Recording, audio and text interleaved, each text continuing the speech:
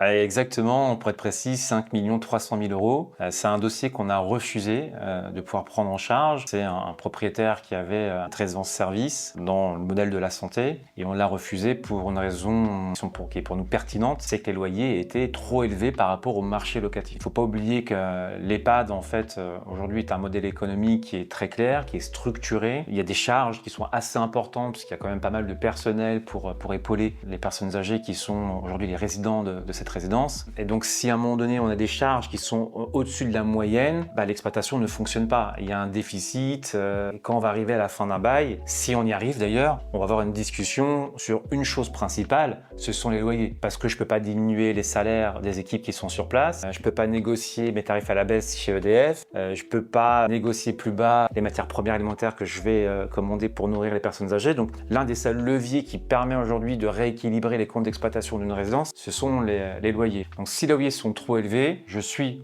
aujourd'hui en difficulté. Donc pour nous, le risque était trop important sur la valeur du bien. Quand je valorise un bien, et on l'explique toujours à nos clients, je regarde ma cohérence de l'emplacement, je regarde le niveau des loyers par rapport au marché locatif, j'ai regardé s'il y a des travaux, le changement des meubles notamment, et si l'exploitant, le locataire, est aujourd'hui bon payeur. Si mon loyer est trop élevé, je vais être en difficulté, ou alors si je vais revendre ensuite à la découpe, je vais mettre en difficulté les futurs investisseurs. Et si je n'arrive pas à négocier un nouveau bail avec l'exploitant pour X ou Y raison, je ne peux pas emmener des familles, des investisseurs aujourd'hui, sachant qu'aujourd'hui le modèle économique n'est pas bon. Donc on a décidé de refuser cet investissement à plus de 5 millions parce qu'on pense qu'avant toute chose, on doit faire attention à nos investisseurs parce que ce sont des familles qui investissent.